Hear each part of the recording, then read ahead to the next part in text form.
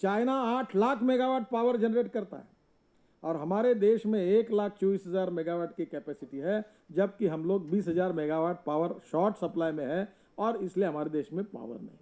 क्यों? कि हमारे माइनिंग इंडस्ट्री का हमने सत्यानाश किया। अब आप देखिए रुपए का डिवैल्यूएशन का एक साथ संबंध कैसे है। जब पावर नहीं है तो हमारे देश में डीजल जनरेटर सेट चल रहे हैं। अभी मैंने जो कल स्टैटिस्टिक्स मुझे पता चला, 20,000 करोड़ रुपए हम फूक रहे केवल डीजल के लिए। यानी पावर अगर हम सरप्लस कर देंगे तो 20,000 करोड़ का डीजल हमारा बच सकता है। डीजल के कारण हमारा क्रूड ऑयल का इंपोर्ट बिल बढ़ रहा है और जिस कारण हमारी इकोनॉमी को हम बर्बाद कर रहे हैं। पर हम पावर सप्लाई अगर सरप्लस करते, 24 घंटे पावर देते तो केवल 20,000 करोड़ का डीजल बचा सकते हैं। आज वो माइनिंग सेक्टर हमने खत्म कर दिया, एविएशन सेक्टर खत्म कर दिया, माइनिंग सेक्टर खत्म कर दिया, रोड सेक्टर। प्रधानमंत्री ग्राम सड़क योजना बनाने का सौभाग्य मुझे मिला। ये राष्ट्रीय महामार्ग के 4 लेन की योजना का पहला रिपोर्ट मैंने अटल जी को दिया था और मैं रोड में इतना जो कुछ मैं आज यहाँ तक आया हूँ इसका कारण रोड सेक्टर है। मैं 4,000 करोड़ रुपए मैंने कैपिटल मार्केट से खड़े करके 2.5 साल में 8,000 करोड़ के काम किए, 10 करोड़ केवल सरकार से लेकर। Bombay Pune express highway, 55 flyovers Mumbai के, ये वर्ली बांद्रा सीलिंग प्रोजेक्ट सब मेरे हाथ के प्रोजेक्ट पब्लिक के मनी से हुए हैं। और हमारे शासन कार्यकाल में और एक अच्छी बात है जो स्टैटिस्टिक में कह रहा था तायल जी को, 5 साल में हमने जितने रोड बनाए, जितने कांग्रेस ने 60 साल में जितने रोड नेटवर्क खड़ा किया, उतना रोड नेटवर्क 5 साल में अटल बिहारी वाजपेयी के नेतृत्व में एनडीए ने खड़ा किया। आज हमारे देश में ऐसी स्थिति है कि हम एक दिन में 24 किलोमीटर रोड बना रहे थे। हमारे यूपीए सरकार ने और जोशी जी ने ऐसा कमाल करके दिखाया कि वो एक दिन में 1 किलोमीटर रोड बना रहे। कहां से इकोनॉमी आगे जाएगी? कहां से एम्प्लॉयमेंट खड़ा होगा? हमारे रोड सेक्टर को हमने डिस्ट्रॉय किया, एविएशन सेक्टर को डिस्ट्रॉय किया, रोड सेक्टर को डिस्ट्रॉय किया, माइनिंग सेक्टर को डिस्ट्रॉय किया। अब इनका दूसरा सेक्टर देखिए, टेलीकम्युनिकेशन का 2G स्पेक्ट्रम क्या हाल बना दिया। आज हमारे देश के उद्योगपतियों को सीबीआई के यहां या कोर्ट में तारीख लगानी पड़ती है। हमारे देश में हमारी एक विचित्र मानसिकता हुई है कि इन्वेस्टर के पीछे हम चोर जैसा देखते हैं। यह ठीक नहीं है। मैं इंडस्ट्रियलिस्ट नहीं हूं, मेरे बारे में गलतफहमी होती है। मेरा 3,000 रुपये का भी वो रिपोर्ट में भी आ गया है। मेरा 3,000 रुपये का शेयर है और 68 करोड़ की इक्विटी में मैं सोशल एंटरप्रेन्योरशिप करता हूँ। गरीब लोगों में काम करने के लिए सरकार के बजाय, वो मैं कोई इंडस्ट्री नहीं, ऊपर मैं आपको बता रहा हूँ कि गरीब को रोजगार कब मिल सकता है? जब कैपिटल इन्वेस्टमेंट आएगी, इंडस्ट्री खुलेगी, एम्प्लॉयमेंट पोटेंशियल बढ़ेगा, पर कैपिटल इनकम बढ़ेगा, जीडीपी बढ़ेगा, हैप्पी ह्यूमन इंडेक्स कब बढ़ेगा? जब रोजगार मिलेगा। रोजगार कब मिलेगा? जब कैपिटल इन्वेस्टमेंट आएगी। अब मुझे बताइए कि हमारे एरिया में इतनी हालत खराब है, किसान आत्महत्या कर रहे हैं। 4G स्पेक्ट्रम का मुकेश अंबानी जी का एक प्रोजेक्ट मेरे जिले में आ रहा है, तो 2,000 सॉफ्टवेयर इंजीनियर लगते हैं। उनको बहुत से प्रॉब्लम है, मैंने सब काम किए। मुकेश अंबानी ने कहा मुझे मदद करिए, पर मतलब मेरी एक कंडीशन है। बोले क्या? बोला ये मैं आपको यहाँ 2,000 सॉफ्टवेयर इंजीनियर्स लगेंगे तो मेरे चिट्ठी पे लगने चाहिए। मैं इस जिले के और यहाँ रीजन के आपको लिस्ट दूंगा, आप उनको ट्रेन करो और उन्हीं को नौकरी लगनी चाहिए, तो मैं आपको पूरी मदद करूंगा। नहीं तो मेरे यहाँ बहुत हालत ख़राब है। उनने मान नहीं किया। अब मुझे लिस्ट दे रहा हूँ मैं, उनका ट्रेनिंग होगा तो मेरे क्षेत्र में कम से कम 2,000 लोगों को नौकरी मिलेगी। ये प्रॉब्लम है। आज हमारे देश में नौकरियां निर्माण, रोजगार निर्माण नहीं हो रहा और ये सब आर्थिक स्थिति का सबसे बड़ा परिणाम है। गरीब के पेट पर लात मारे जा रहे हैं, क्योंकि एम्प्लॉयमेंट नहीं हो खड़ा होगा तो रोजगार नहीं मिलेगा, रोजगार नहीं होगा तो गरीब आदमी जी नहीं सकता। आप लोग तो ठीक है, एनपीए होगा तो दूसरे धंधा, तीसरा धंधा इधर उधर करके कुछ जमा लेंगे, पर जिसकी नौकरी जाएगी वो क्या करेगा? और इसलिए आज सेंट्रल गवर्नमेंट की अगर मैं ये कहानी आगे ले जाऊं तो ये आज 1 घंटा इसी पे भाषण हो सकता है कि देश की बर्बादी यूपीए सरकार ने, मनमोहन सिंह और सोनिया गांधी ने देश का बैंड बाजा कैसे बजाया। आप चाहे वो डिपार्टमेंट निकालो, चाहे वो निकालो। आज करंट डिफिसिट है हमारे अकाउंट में और 1,38,000 करोड़ रुपए हम खर्चा करने वाले फूड सिक्योरिटी बिल पर। 85,000 करोड़ का अनाज सड़ता है देश में। 2 लाख करोड़ के फ्रूट वेजिटेबल सड़ जाते हैं। हमारे पास रखने के लिए प्री कूलिंग प्लांट और कोल्ड स्टोरेज नहीं है। पर चुनाव के लिए एक ने कहा, वो चर्चा कर रहे थे फूड सिक्योरिटी बिल का, food for poor, security for Congress leader, और बिल फॉर जो कमाने वाले हैं व्यापारी, उनके लिए वो उसका फायदा होगा। गरीबों को अनाज देने के लिए हमारा इसको विरोध नहीं है, पर आज स्थिति ये हुई कि हमारे छत्तीसगढ़ की सरकार ने पीडीएस सिस्टम में, जिसका हमारे इसमें उसका अध्ययन किया गया था, इतनी बढ़िया स्कीम चल रही है, 1 रुपये किलो चावल और गेहूं लोगों तक पहुंच गया, सक्सेसफुल, नो करप्शन, पूरी ट्रांसपेरेंसी के साथ। अगर ये सरकार की नीयत साफ रहती तो छत्तीसगढ़ की पीडीएस सिस्टम, जिसकी तारीफ प्लानिंग कमीशन ने की, जिसकी तारीफ प्रधानमंत्री ने की, उसको पूरे देश में इंप्लीमेंट करती। वो नहीं किया। ये केवल चुनाव के राजनीति के लिए अब 1,38,000 करोड़ कहां से लाएंगे? ये $350 बिलियन का जो एक्सपोर्ट इंपोर्ट का कमी है, उसमें $200 बिलियन तो इसका है, पेट्रोल क्रूड गैस का। अब उसमें भी देखिए, अरे कभी कभी मैं थक गया, 8 साल से मैं काम कर रहा हूँ बायोफ्यूल और बायो एनर्जी पर। प्रधानमंत्री को मिला था कि इस देश का किसान बिजली तैयार कर सकता है, इस देश का किसान पेट्रोल डीजल तैयार कर सकता है, सुन ही नहीं रहे थे।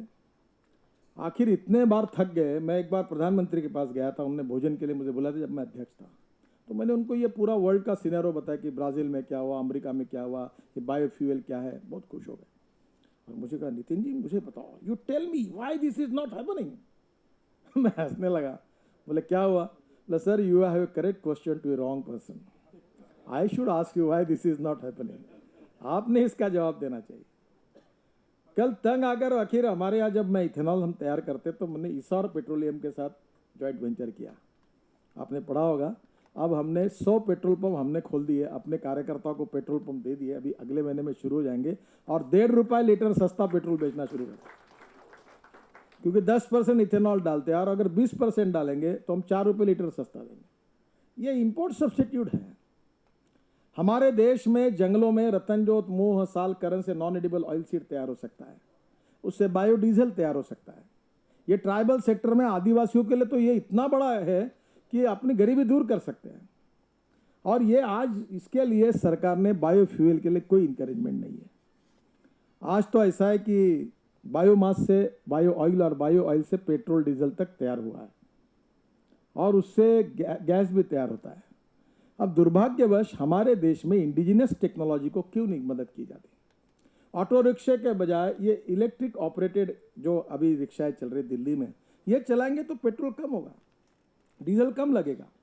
आपको ताज्जुब होगा, रेलवे की जितनी रेलवे लाइन हमारी है, अगर हम एनी ट्यूब के ऊपर, बीओटी के ऊपर अगर देश में उतनी रेलवे लाइन अगर पूरी कर देते 10 साल के ऊपर, तो कम से कम 40,000 करोड़ का डीजल बच जाएगा, क्योंकि पूरा गुड्स ट्रांसपोर्ट जो है वो रेलवे पर अगर ट्रांसपोर्ट हो जाएगा तो सस्ता भी पड़ेगा और डीजल की बचत होगी और इलेक्ट्रिक पर चलेगा। हमारे देश में जरूरत ये थी कि 10 साल के पहले हमने निर्णय करना चाहिए था कि इस देश का लाइट रेल ट्रांसपोर्ट हो, मास रैपिड ट्रांसपोर्ट हो, सभी प्रकार का हम इलेक्ट्रिक पर कन्वर्ट करें। अगर बिजली के आधार पर अगर वो कन्वर्ट होता तो डीजल कम खर्चा होता। आज गाड़ियां बढ़ रही है और गाड़ियों के कारण पेट्रोल डीजल बढ़ रहा है। अब हम कह रहे कि रात को पेट्रोल पंप बंद करेंगे। अरे भाई ऐसे कैसे होंगे? आप अगर उसके लिए जैसे दिल्ली में मेट्रो ट्रेन शुरू हुई, आज लोग एयरपोर्ट में गाड़ी से जाने के बजाय कैनॉट प्लेस में जाते हैं, वहां से सामान बुक करते हैं और एयरपोर्ट जाते हैं, उतना पेट्रोल डीजल बच गया। नॉर्थ ईस्ट में रेलवे नहीं है, 7 स्टेट्स में। अगर पूरा रोड नेटवर्क और रेलवे नेटवर्क खड़ा हो जाएगा तो मणिपुर में गैस मिला है। और गैस की भी कहानी ऐसी है कि हमारे देश में अनेक जगह पर गैस अवेलेबल है, पेट्रोल डीजल अवेलेबल है, पर हम उसको एक्सप्लॉइट नहीं कर रहे। अभी ये मध्य प्रदेश में, झारखंड में हमने सीबीएम के बारे में टेंडर निकाले थे, पूरे टेंडर फॉल्टी थे। सीबीएम वहाँ है, कोल बेल्ट मीथेन, उससे डीजल पेट्रोल सब मिल सकता था, पर आज उसके बारे में कोई क्लैरिफिकेशन नहीं, बंद पड़ा हुआ है काम 7 साल से। मुझे बताइए, हमारे देश में जो पेट्रोल गैस अवेलेबल है, क्या उसका फुल एक्सप्लोरेशन हम कर सकें? क्या सरकार इसके बारे में सीरियस है? क्या इसके बारे में निकालने के लिए कोई कोशिश की गई? कुछ नहीं। अगर यही हम निकालते तो शायद आधा पे आता। आज 20% केवल हमारे देश का है। ये अगर 50% पे आता तो डॉलर की तुलना में ₹68 पे नहीं जाता। This is all because of Congress government. This is all because of Manmohan Singh ji and Sonia ji and wrong economic policy of the Congress party and UPA, जिसके कारण हमारा बंट्याधार हो गया, सत्यानाश हो गया, भीख मांगने की स्थिति देश पर आई। ये इनके नीतियों का परिणाम है। आत्मविश्वास के साथ आपको पब्लिक को ये कहना है कि इनके कारण ये हुआ है। मैं आधार के साथ बता रहा हूँ। कभी कभी ऐसा होता है कि हम इतना सब होने के बाद ऐसी स्थिति क्यों आई। आज हमारे देश में जिनको गैस के ये मिले हैं वो पूरा गैस निकालते नहीं, फुल प्रोडक्शन नहीं करते। अगर इसको मिला तो उसके काम में अड़ंगे डालते हैं। अगर जितने लोगों को गैस मिला है वो भी अगर फुल कैपेसिटी से अगर एक्सप्लॉयटेशन करे तो जो 20% है वो 30% पर जा सकता है, और 10% कितना बड़ा इंपैक्ट है। उतना इंपोर्ट कम होगा। दुर्भाग्यवश आज पेट्रोलियम सेक्टर में भी हमने देश का सत्यानाश कर दिया। किसानों की हालत भी वही है। सिंचाई को कोई प्राथमिकता नहीं मिली। आज मुझे बताइए 2G स्पेक्ट्रम में 1,76,000 करोड़ का घोटाला, कॉमनवेल्थ गेम में 76,000 करोड़ का घोटाला, कोल में 1,86,000 करोड़ का घोटाला। मैं एक दिन बैठा था, मैं थोड़ा सा मैथमेटिक्स का विद्यार्थी पर कितने शून्य लगाओ तो मैं भी कंफ्यूज हो गया। आप में से कोई लगा कर देखिए, 1,86,000 करोड़ दिखाइए। टीवी पर आप जो बोलते हैं ना तो एक कॉम्पिटिशन, कोई इंडस्ट्री बड़ा लिख पूरा 1,86,000 करोड़, तो शून्य में गलती करेगा, हमको पता ही नहीं कितने लिखना। अब मैं ये सोचता हूँ कि ये पैसे की टोटल करके हिसाब करिए। इस देश में 6,70,000 गांव है। अगर ये पैसे का उपयोग किया जाता तो 6,70,000 गांव में कंक्रीट के रोड बनते। इसका अगर हम उपयोग करते देश में पूरे रोड नेटवर्क को खड़ा करके 4 लेन के रोड बनते।